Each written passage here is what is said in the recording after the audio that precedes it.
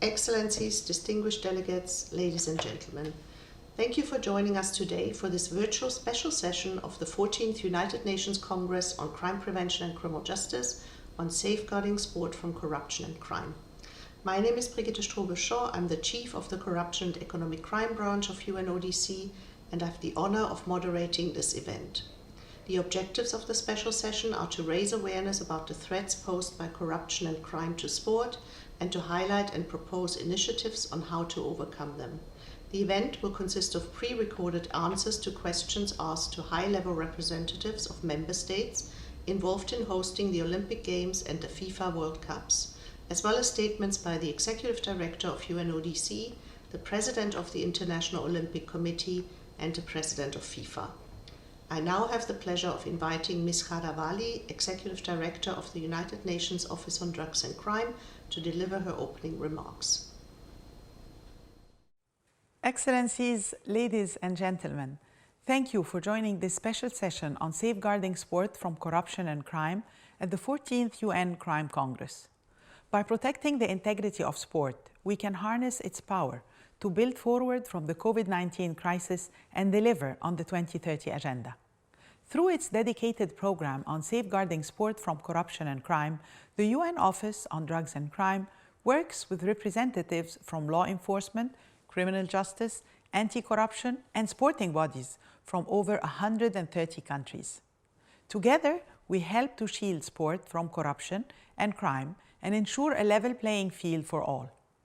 I thank the EU, Norway, Russia, and the International Olympic Committee for their steadfast support for our program. And I'm grateful to FIFA for having joined forces with us under a new cooperation agreement last year.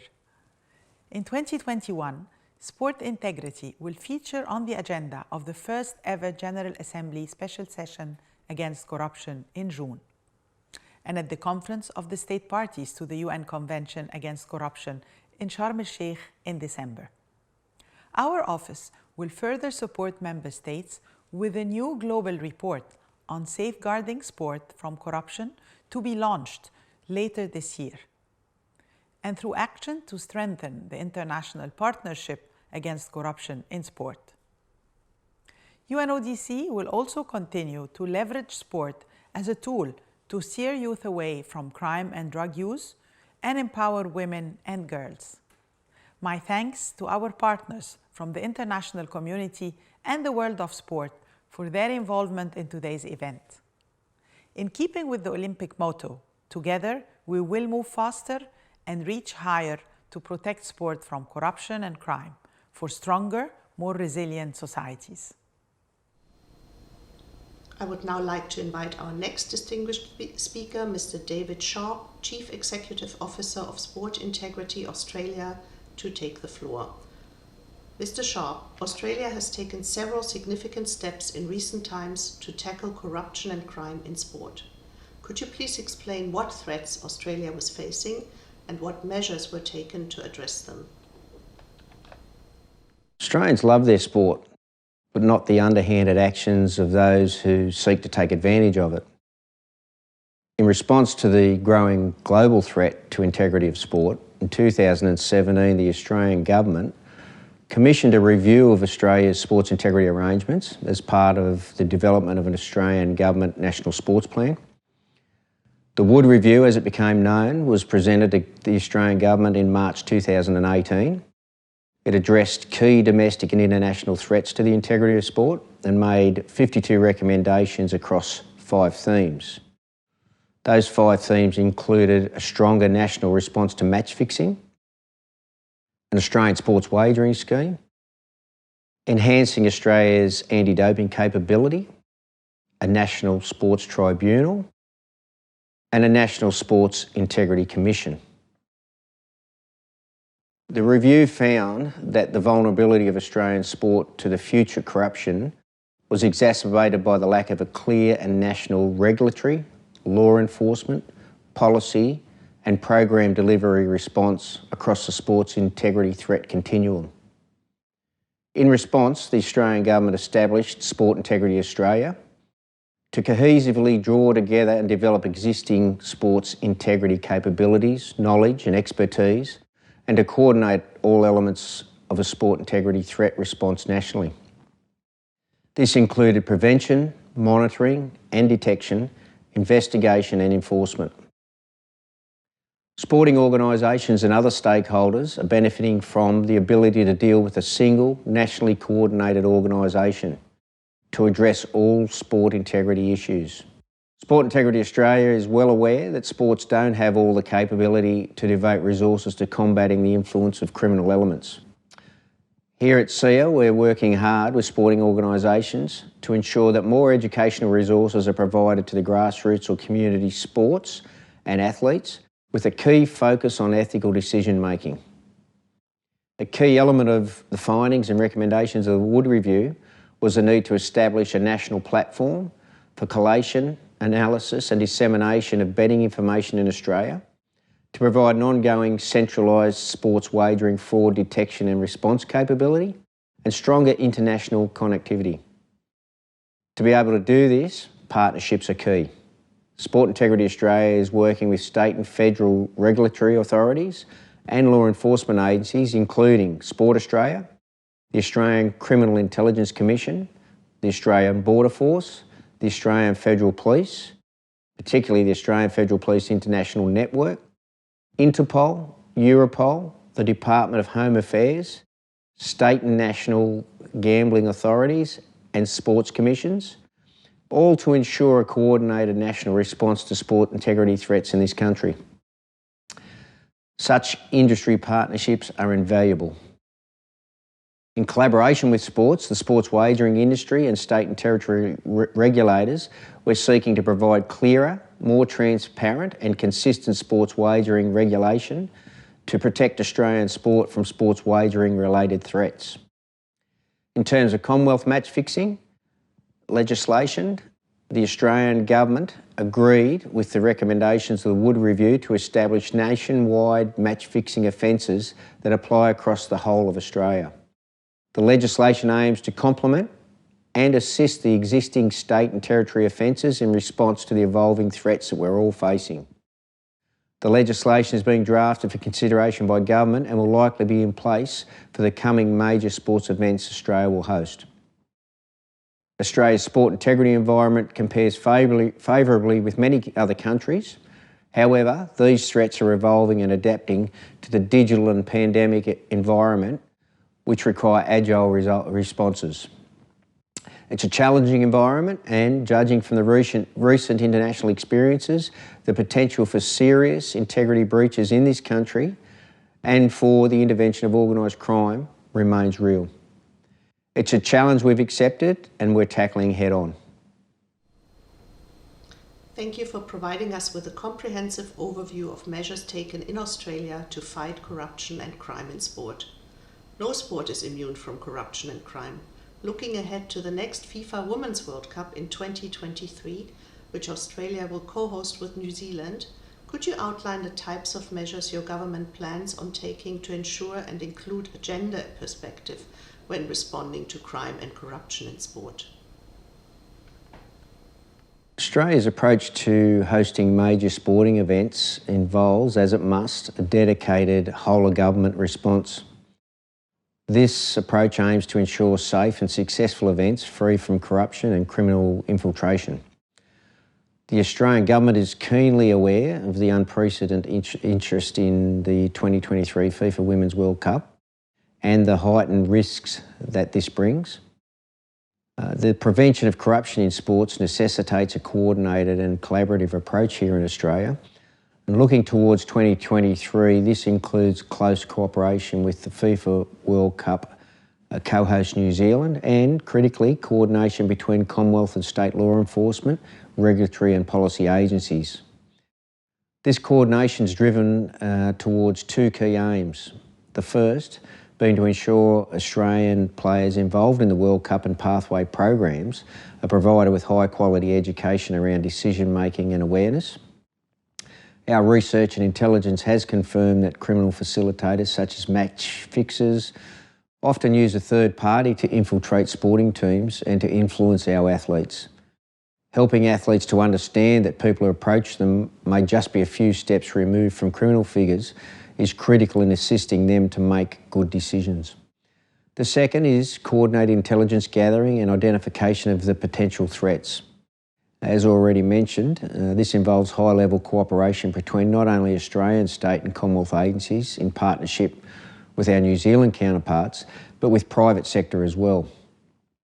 This effort is in addition to our international information sharing work with partner agencies and stakeholders through the Macklin Group of Stakeholders. In many respects, the threat posed to women's sport are similar to those we see across the industry more broadly, in particular when it comes to high-profile events such as the 2023 FIFA Women's World Cup. Having said that, there are some clear differences when it comes to player remuneration and available time, with fewer female athletes able to make a full-time living out of sport. The lower remuneration, combined with less time available to dedicate to things like specialised sports integrity education, can make sportswomen vulnerable to approaches from criminal elements. In seeking to protect the sporting environment from corruption, Sport Integrity Australia is firmly of the view that education is key. We've made a concerted effort to ensure that there's been an increase in the delivery of integrity education to sportswomen at all levels. Building on past experience in areas such as anti-doping, Sport Integrity Australia is currently rolling out our education programs that address integrity threats right across the industry. Sport Integrity Australia has benefited from an increased funding from the federal government, which has allowed for a greater focus on resources such as ethical decision-making courses, as well as ensuring athlete education is delivered by and for athletes of all genders. And that's not all. Sport Australia has a Women in Leadership Sport program which has an integrity focus, and we've just signed an industry partnership with a company called Desur to support an MBA program focusing on women in leadership in sport.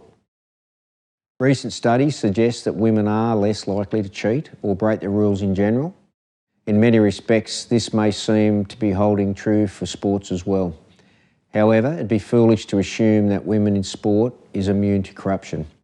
I'm firmly of the view that the more women involved in the operation of sport at the highest level, the stronger the industry will ultimately be. For example, Jane Fernandez has been appointed as the head of FIFA Women's World Cup 2023 office in Australia after she successfully guided Australia's bid to secure co-hosting rights to the World Cup. I know Jane's role will help inspire women and girls across football in Australia and well beyond. Ultimately, our aim is to ensure that there is a protective ring around the World Cup, one supported by a coordinated approach across government, law enforcement and industry, as well as a hardened environment created by an educated athlete cohort that know when to speak up. I now have the pleasure to invite our next speaker, Mr. Franco Frattini, Judge at the Italian Council of State, former Foreign Minister of Italy and former Vice President of the European Commission, to take the floor. Mr. Frattini, Italy has extensive experience in the fight against organized crime and corruption, including in the sports sector. It has consistently advocated for and supported efforts at the global level to tackle these problems. Could you please set out your government's views on the types of threats presented by organized crime to sport and what needs to be done to effectively tackle its infiltration of sport? Ladies and gentlemen, delegates, being a judge myself, dealing with mafia infiltrations into the legal economy, I learned a lot about the, unfortunately, increasing capacity of criminals to infiltrate the world of sport.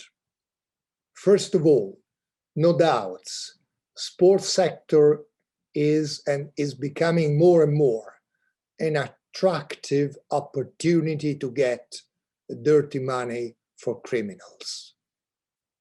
And so we have to face a different system where the fantasy of criminals and the varieties of criminal action has to be taken into consideration. First of all, match fixing. No doubts, match fixing is illegal, of course, in a number of states, but it increasing its diffusion worldwide. Secondly, corruption. Corruption is petty corruption, high-level corruption, but in all cases, corruption aims at mismanaging the outcome of matches and pollute the sport system from the roots. Thirdly, mafias and organized crimes attempt to infiltrate the world of sport. I learned in my experience cases where a mafia gang wants to infiltrate a given territory by sponsoring a small football club in order to try to clean their image and to better control the territory. We have to take into consideration this phenomena given the varieties of the octopus, which is mafia is, to penetrate not only in Italy, but in many, many countries, in all the continents.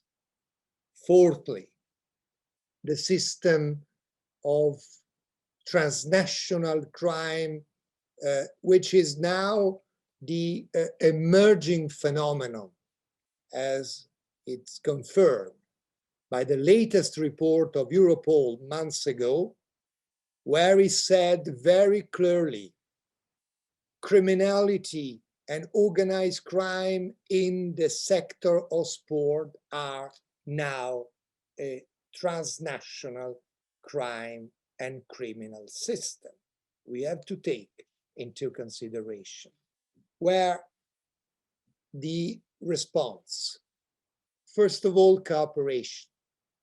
We have to cooperate. We have to promote cooperation between states and states in order to share data and to share information. We have to share the best practices.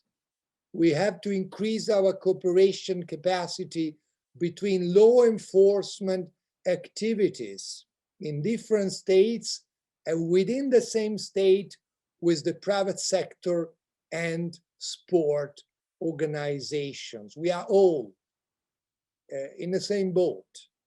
The enemy is only one: criminality, criminal networks, organized crime. This is the enemy.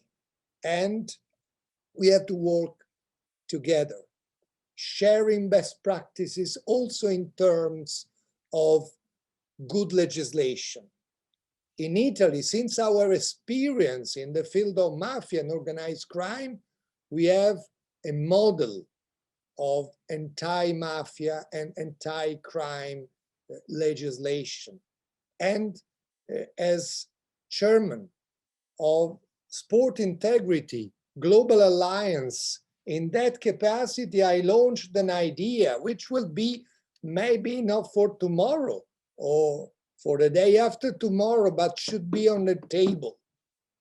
Taking from the Italian experience on anti-mafia code, we could think that each euro or dollar, each asset confiscated to criminals in the field of sport are reinvested for the good of sport, for the youth, for the women, for the athletes with disabilities, mainly in the vulnerable territories. Think about the peripheric degraded areas of our cities where sport brings the youth towards a clean and healthy society. Criminality degrades human rights and human dignity. This is the idea. This is why sharing practices and increasing cooperation is the only way to face, to mitigate, and I hope soon to destroy criminality, which is affecting the purity of the fundamental principles of the Olympic Charter. Thank you very much. Thank you for your answer and for setting out in detail the actions that Italy is taking to address corruption and crime in sport. Italy has the presidency of the G20 this year and has included tackling corruption in sport among the priorities for the group to address. Could you explain what you are hoping to achieve with this initiative?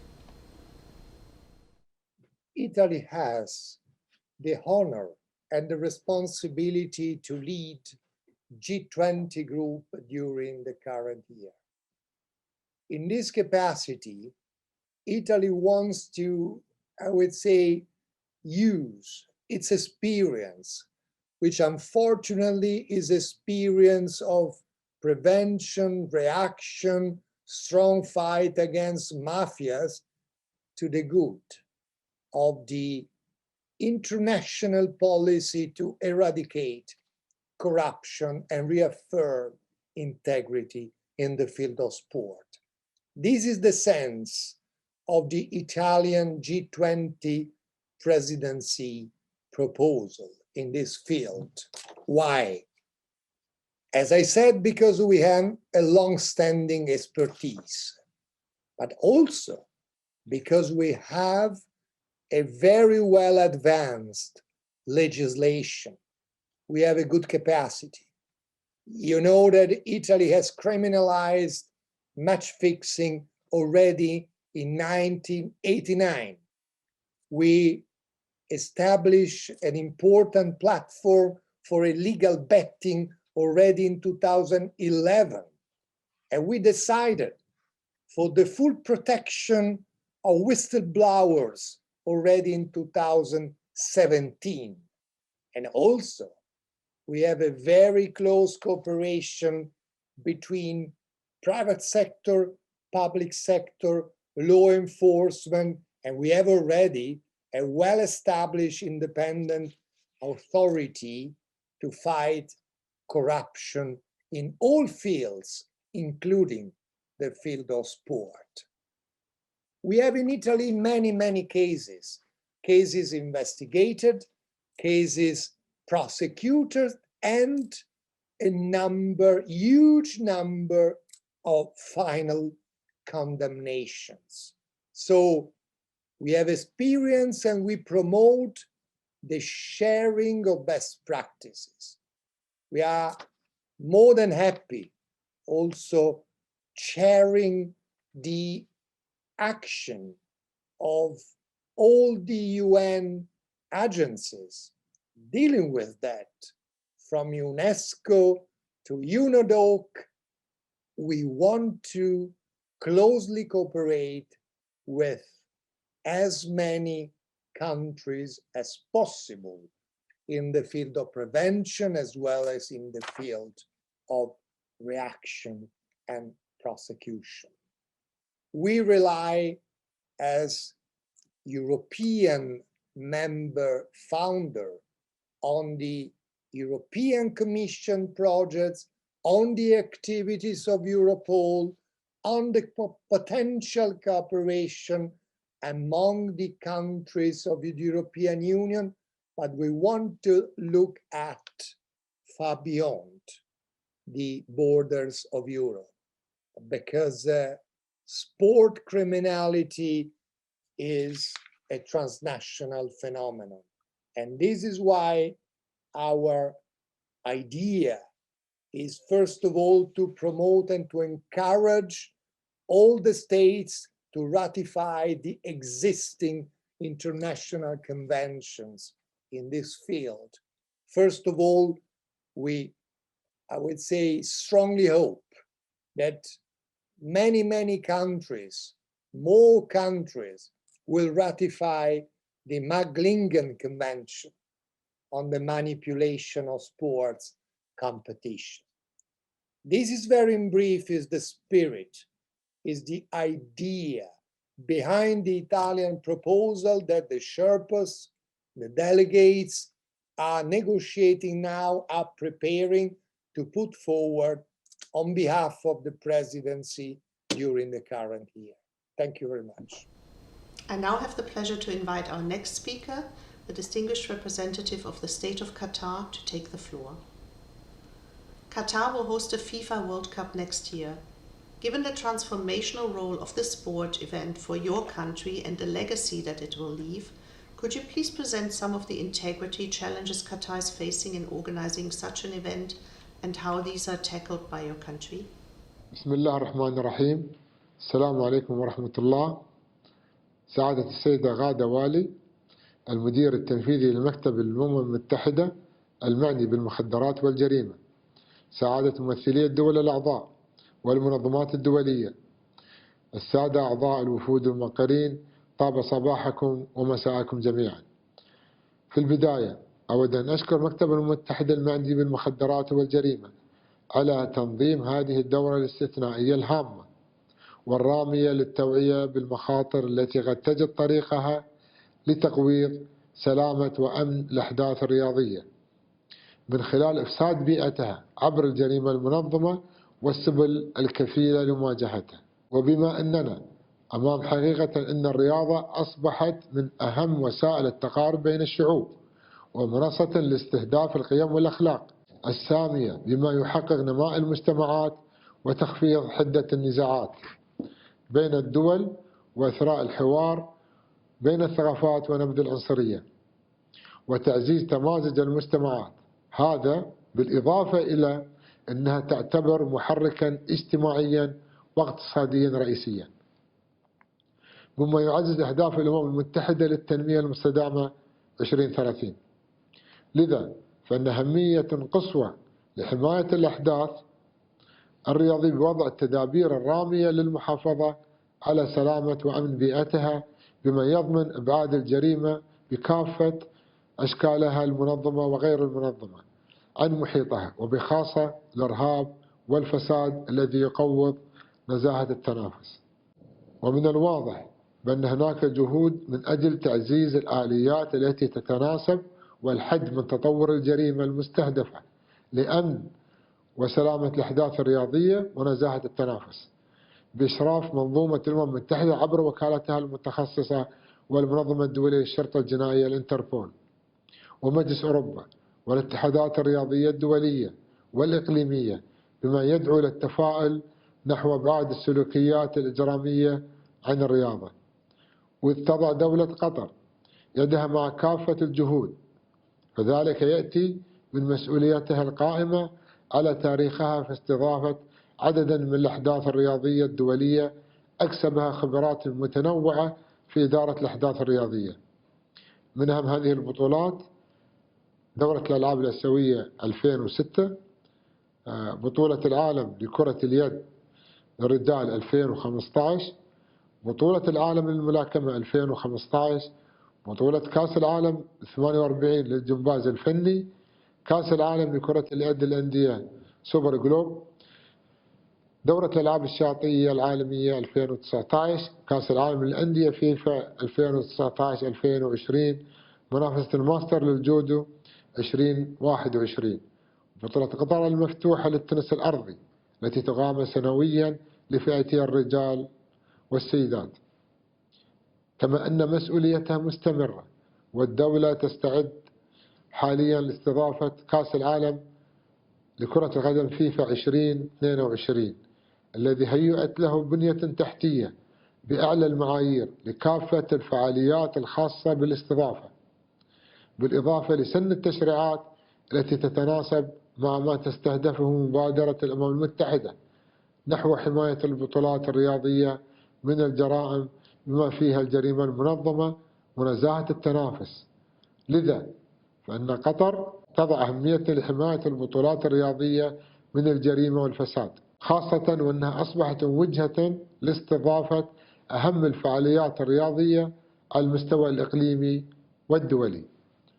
ومن خلال المسؤولية الدولية للجنة العليا للمشاريع والإرث في دولة قطر المعنية بتنفيذ متطلبات استضافة كأس العالم 2022، فقد أبرمت اللجنة مذكرة تفاهم في إبريل 2019 مع مكتب الأمم المتحدة المعني بالمخدرات والجريمة قائمة على وضع خطة لتنفيذ برنامج خاص بنزاهة التنافس في الرياضة يستهدف تعزيز بناء القدرات والمساعدات الفنية للمنظمات الرياضية وممثلي إنفاذ القانون الوطنية. ومن المتوقع إصدار إعلان الدوحة متضمنا آلية تنفيذ البرامج التي تدعمه دولة قطر بما يحقق طموحها نحو عالم خالي من الجرائم النوعية في المجالات الرياضية. وفي ذات الاتجاه فعلت الدولة مع المنظمات الدولية الشرطة الجنائية الانتربول برنامج تعاون للاسترشاد بالمعايير الدولية ودور رجالات انفاذ القانون في مجال أمن وسلامة الملاعب. شمل هذا التعاون تنفيذ منهج متكامل لصقل رجال انفاذ القانون القطريين ودول المنظمة لتلبية متطلبات استضافات الأحداث الرياضية الكبرى. وتم إقامة مركز امتياز ومنصة للممارسات الجيدة لمساعدتهم على تخطيط وتنفيذ الاستعدادات الأمنية للأحداث الرياضية الكبرى بما في ذلك الأمن والأمن السبراني. كما عملت اللجنة العليا للمشاريع والإرث نحو الدخول في شراكة مع مجلس أوروبا في إطار دعم الاتفاقية الأوروبية الخاصة بأمن وسلامة وخدمات الأحداث الرياضية الكبرى، علما بأن قطر أصبحت عضو مراقب في اتفاقية مجلس أوروبا الخاصة بعنف الجمهور والمنشطات. إضافة إلى ذلك عززت اللجنة الأولمبية القطرية من نطاق برنامجها العالمي المشترك لبناء القدرات والتدريب مع اللجنة الأولمبية الدولية بهدف حماية النزاهة الرياضية. وختاما دعونا نمنح أولوية للجهود الرامية لمكافحة الفساد والجريمة المنظمة في الرياضة.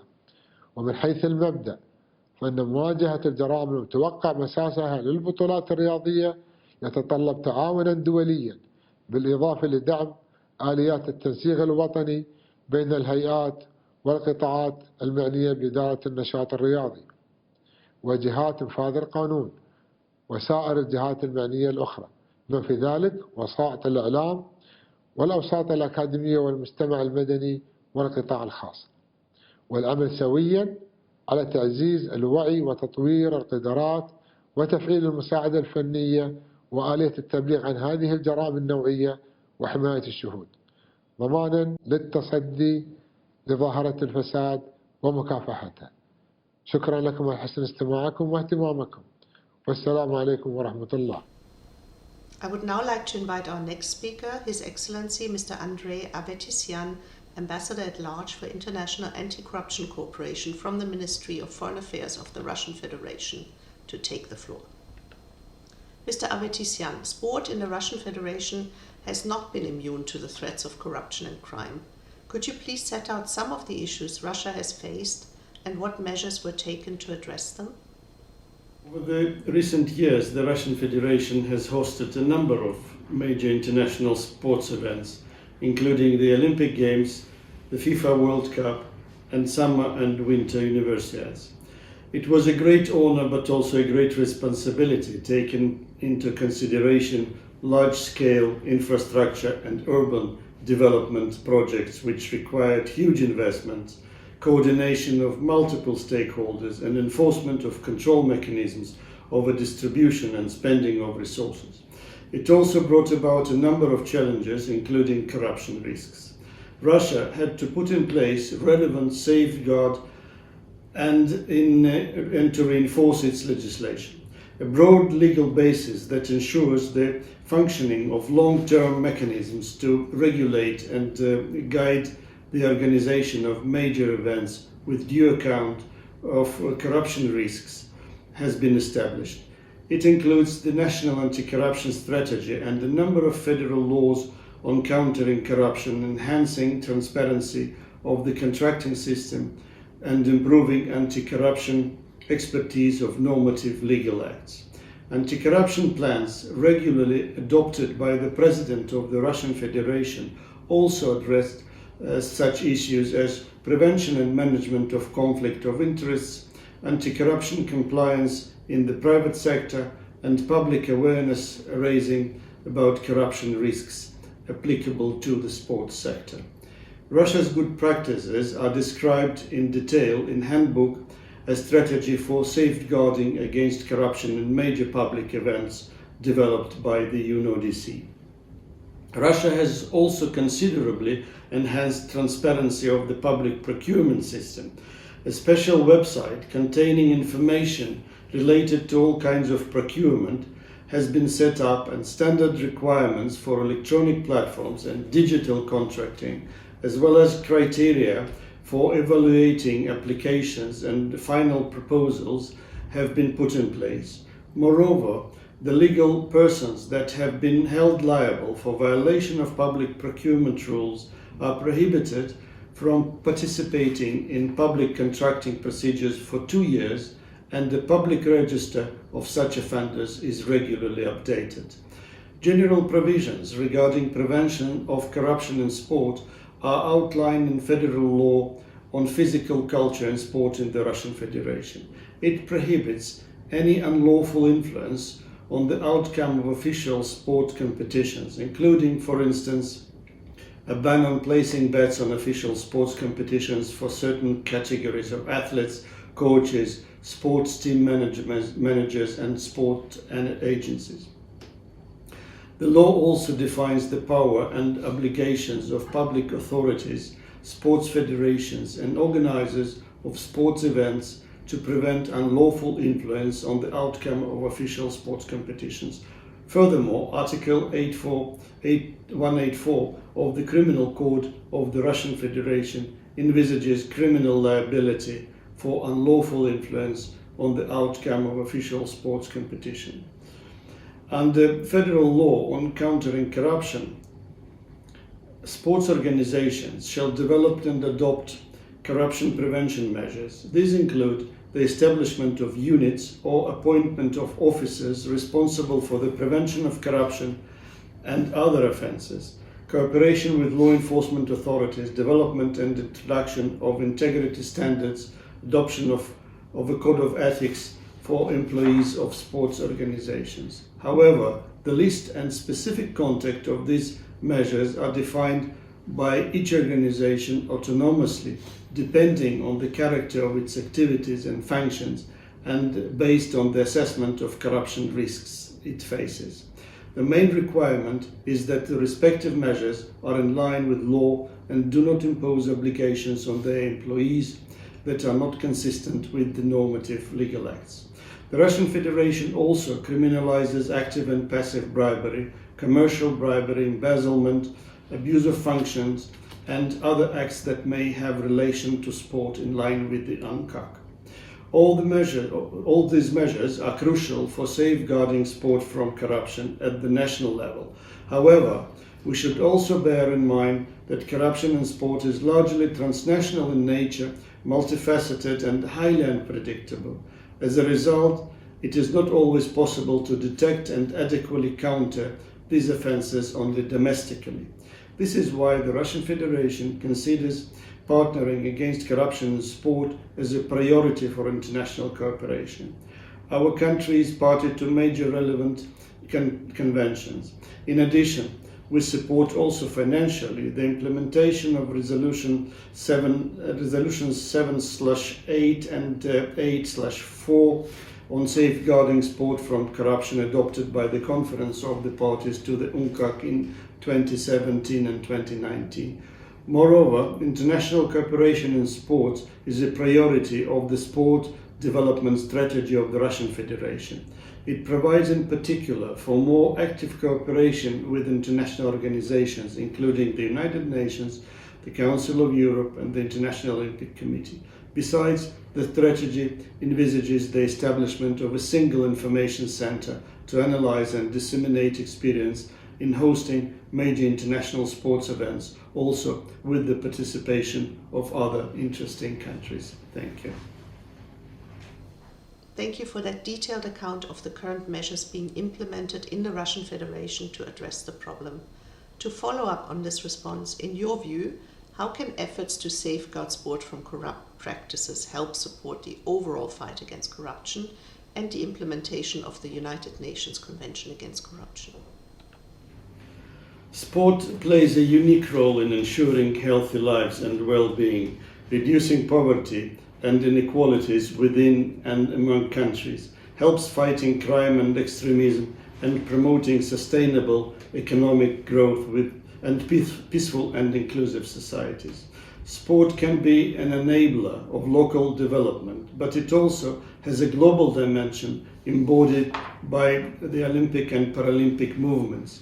In addition, it should not be overlooked that since the times of Pierre de Coubertin, sport has carefully preserved its right to autonomy as stated in the Olympic Charter. These factors should be taken into consideration when addressing corruption in sport through legislation and law enforcement. However, it is not always possible and even needed to address corruption offences in a certain sector with tailored instruments, because general legal mechanisms that are already in place may ensure an adequate response. Rather, mutual trust and effective interaction between law enforcement authorities and relevant entities, as well as appropriate capacities, are needed to effectively prevent, detect, and counter corruption in sport. In my answer to the previous question, I stressed that acting as host to a number of major international sports events, Russia had to create or adjust its national legislation in certain areas to enhance transparency and efficiency of public procurement and spending of public resources, as well as to strengthen regulation of betting operators' activities. Those measures, however, affected the national legislation in general, and since then Russia has achieved further progress in the aforementioned areas. In other words, in seeking to attain specific objectives, we have also reached broader goals, thereby fulfilling our obligations under the UNCAC. Similarly, implementing the decisions of the Conference of the Parties to the Convention, we can contribute in practical terms to the implementation of not only the UNCAC, but also the 2030 Agenda for Sustainable Development. Pursuant to Resolution 7/8 on corruption in sport of the Conference of the States Parties to the UNCAC, the Russian Federation, the BRICS countries, Italy, and UNODC in June 2018 and September 2019 co-organized 2 international conferences on safeguarding sport from corruption. A great number of representatives from UN member states, intergovernmental and sport organizations and federations, and the private sector attended the forums. Based on the outcome of the conferences, Russia tabled a Resolution 8/4 on safeguarding sport from corruption of the conferences of state parties to the UNCAC. The resolution encourages states parties, with the support of UNODC where appropriate, to take a set of practical steps to strengthen cooperation between the law enforcement authorities, as well as between law enforcement authorities and sports organizations, raise awareness within the latter and the sports community of the gravity of corruption, with a view to effectively prevent, detect in a timely manner, and counter corruption crimes in sport. Under Resolution 8/4, UNODC was tasked to develop, in close consultation with states parties and in cooperation with interested stakeholders, first of all sports organizations and federations, a comprehensive study on safeguarding sport from corruption, including consideration of how the UNCAC can be applied in this regard. Russia has contributed also financially to the development of the publication and hopes very much that it will offer in-depth analysis of corruption in sport, identify its peculiarities, and provide advice on how to prevent and detect it more effectively, both domestically and internationally. The study is planned to be released by the end of the year and to be presented in the forthcoming session of the Conference of the State Parties to the UNCAC in December.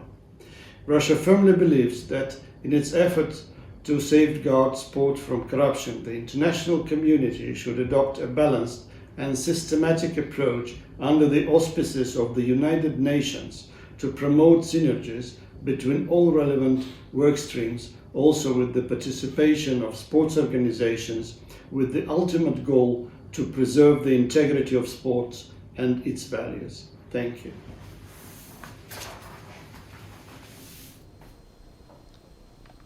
It's now my pleasure to invite our next speaker, Mr. Thomas Bach, President of the International Olympic Committee, to take the floor. Mr. Bach, given the IOC's role as the umbrella organization for sport, could you please highlight the forms of corruption and wrongdoing that are key concerns to the Olympic movement? First of all, please allow me to thank UNODC, and your Director General, Madame Ghada Wali, for the invitation to join this discussion today. The fact that I can only join you virtually is itself a reflection of the unprecedented situation we all are facing because of the global coronavirus crisis. While this crisis is far from over, we can see already now that sport is widely recognized as an essential factor in fighting the pandemic.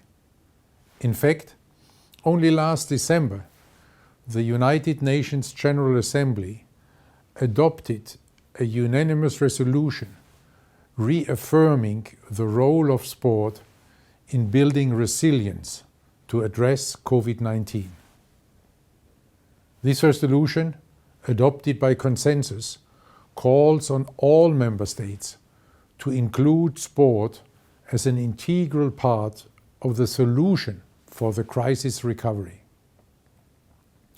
At the IOC, we very much welcome this latest acknowledgement of the positive contribution of sport to society. It builds on the fruitful collaboration between the IOC and UN to promote sport as an important enabler to achieve the UN Sustainable Development Goals. Our ability to be this important enabler rests on our credibility and integrity. As the leader of the Olympic movement, we continue to strengthen our good governance and call on sport organizations to follow this lead. Strengthening the credibility and integrity of sport is a key pillar of our Olympic Agenda 2020 reform program, which we concluded at the end of last year.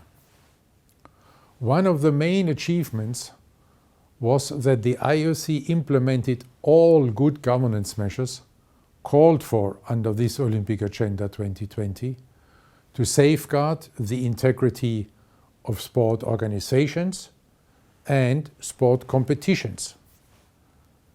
We walk the talk. Building on this positive momentum, we are about to launch the Olympic Agenda 2020 +5, which include 15 additional recommendations for the Olympic movement until 2025. Strengthening credibility and integrity, particularly from a compliance point of view, are also a central feature in this new agenda, because the post-coronavirus world will need sport to play its important enabling role in society. In this very same spirit, we recently joined forces with UNODC and Interpol in publishing a paper which focuses on how to put integrity at the core of sport's response to the COVID-19 pandemic. The crisis has already changed our world profoundly. Nobody should even dream of getting back to the way things were before the crisis. Even once we have finally overcome the health crisis, we will still face the far-reaching social, financial, economic, and political consequences. Strengthening trust and credibility in institutions is therefore one of the key trends identified in Olympic Agenda 2020 +5, where sport can truly make a difference in the post-coronavirus world. This new world will need sport and its values. This is why the IOC is fully committed to strengthen the good governance of sports organizations. In this respect, our cooperation with UNODC is key for us, because we know that whether in sport or in the many challenges in life, we are always stronger together. Thank you, Mr. Bach. Taking into consideration the so-called new normal that the pandemic is creating, what would you like to see the international community do to support the Olympic movement in tackling threats to sport posed by corruption and crime? The IOC strongly condemns corruption in all its forms. With the Olympic Agenda 2020 reforms, we have put in place a robust system of governance in order to prevent and fight corruption. We have strong rules in place to prevent misconduct, and we do not hesitate to act swiftly to sanction such behavior. But we all know that rules alone do not make us immune. No organization in this world is immune against corruption, because corruption is a criminal activity which unfortunately affects all areas of society. In sport, we know that we cannot win this fight on our own. We need the support of governments. We need the support of the United Nations and the relevant intergovernmental organizations to effectively tackle corruption. We have achieved a lot with many of our partners, in particular UNODC, which I would like to thank very, very much. With UNODC, we are implementing a range of far-reaching activities, for example in capacity building or technical assistance. But there is always more that can and needs to be done. This is why we are taking a multi-stakeholder approach. In 2017, together with UNODC, the IOC launched IPEX, the International Partnership Against Corruption in Sport. IPEX brings together all actors that have a stake in fighting corruption in sport. This includes sports organizations, but of course, most importantly, governments, law enforcement authorities, and relevant intergovernmental organizations, like, again, UNODC, OECD, and the Council of Europe. This approach is important. Only by cooperating can we leverage the expertise and authority of each partner, while respecting each other's areas of responsibility. When it comes to fighting crime and corruption in sport, we in sport only have the disciplinary mechanisms at our disposal. Through platforms like IPEX, sport organizations like the IOC can cooperate with the government and law enforcement authorities, investigating criminal activity in the very specific environment of sport. It allows us to work together in a pragmatic way to address in the most efficient way the common challenge of corruption. To do so requires mutual trust and respect from all partners and stakeholders. Precisely, this mutual trust and respect is the core strength of IPEX. With IPEX, we already have an effective partnership framework to address corruption in sport.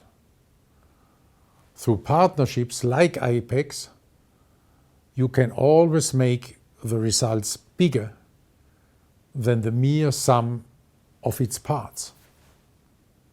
In fact, we have explicitly called to strengthen the involvement of Olympic movement stakeholders in IPEX as part of the Olympic Agenda 2020+5 recommendations. This is why I would like to see even more governments and more stakeholders join IPEX in order to increase our effectiveness. In this spirit of partnership, determination and progress, I wish you fruitful discussions and say thank you. Thank you for your support for our mission to make the post-coronavirus world a better place through sport. I would now like to invite Mr. Gianni Infantino, President de la Fédération Internationale de Football Association, FIFA, to take the floor. Mr. Infantino, protecting football, its players and fans from corruption and crime is a stated priority for FIFA. From your perspective, could you describe in detail what you see as the key threats to football? Dear Executive Director, dear Ms. Valli, dear Excellencies, distinguished delegates, ladies and gentlemen. It is an honor to be invited to address you as the President of FIFA, a proud ally of the United Nations Office on Drugs and Crime. We are truly thankful for the partnership that we established with the UNODC last year to tackle some of the toughest issues facing our sport, including child safeguarding, protecting sporting integrity, and preventing crime. Football is the world's most popular sport. This makes it a very attractive target for many types of crime. First and foremost, many of you will no doubt have heard back in 2015 of the corruption scandal that brought down the previous administration of FIFA. Today, FIFA, the new FIFA, is a solid institution that leads the way in terms of good governance in sports. FIFA's commitment to good governance is rock solid, and we have a robust system of checks and balances in place, not just for individuals, but also for institutions. Through the FIFA Forward program, we provide each of our 211 member associations worldwide with up to 5 times more investment than they received before 2016.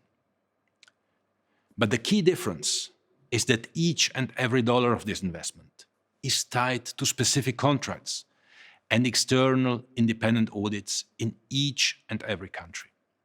Every dollar is budgeted for and accounted for. The new FIFA leaves no room for wrongdoing. During the pandemic, we have again put this into practice with the FIFA COVID-19 relief plan, an unprecedented $1.5 billion fund to support football through difficult times. Headed by Mr. Olli Rehn, who is a member of the Governing Council of the European Central Bank and a former Vice President of the European Commission, the FIFA COVID-19 Relief Plan Steering Committee has been overseeing the operation of the plan, launched for the benefits of FIFA's 211 member associations and the 6 confederations all over the world. In football's hour of need, funding only goes where it is needed. Globally, football accounts for around 50% of all sports betting. At the same time, FIFA monitors around 36,000 football matches per year, of which 0.4% or around 150 matches raise suspicions of manipulation. And this is still too many. And with the financial strains of the recent pandemic, we'll have to remain even more vigilant than ever to ensure that those involved in matches are not susceptible to match fixing. A very, very severe and incredibly sad aspect of sport and society is the increasing number of cases of abuse that have come to light in recent years. Sports organizations need to have preventive safeguarding measures in place, as well as appropriate means to respond to concerns or allegations. This includes reporting lines disciplinary, grievance and dispute resolution mechanisms, as well as working with the authorities. The successful prevention and eradication of abuse in sports rests on leadership by major international and national sports organizations to implement comprehensive safeguarding programs. And also, the international transfer system has been in great need of reform for many years. The international player market is worth many billions of dollars. Meanwhile, commissions paid to football agents have more than doubled since the deregulation of the market back in 2015. In an unregulated market driven by speculation and not solidarity, the money is flowing away from football. And an inflated market has contributed to increasing competitive imbalance. These are all areas that pose a real threat to the integrity of our sport. Thank you, Mr. Infantino, for your views on the key threats faced by football. Like many other sports, football is also vulnerable to corruption and crime. How is FIFA looking to tackle these problems? And what type of measures would you like to see implemented to effectively address corruption and crime in football? Thanks for the question. Well, thoroughly changing a culture requires real, in-depth reform. This is what we do. The new FIFA started in 2016 with a set of robust, wide-ranging reforms, and I would like to provide just a few examples. For example, eligibility checks for everyone, no exceptions, limits on terms of office, transparent, bulletproof bidding processes for global mega events like the FIFA World Cup and the FIFA Women's World Cup, a tight control of cash flows according to international financial reporting standards. Human rights are front and center of the FIFA statutes and form a key consideration of competition bidding requirements. Good governance has been brought into everyday business of the whole global football pyramid through compulsory independent audits for all FIFA members. More than this, we have seen the clear need not just to protect football and its institutions, but also the very people that practice the sport. The FIFA Guardians program was set up with UNICEF, with the Council of Europe and Safe Sport International. It provides a toolkit and recently a globally recognized diploma to professionalize the role of the safeguarding officers within FIFA's 211 member associations. The objective is to help prevent any risk of harm to children and those most vulnerable, and to respond appropriately if concerns arise.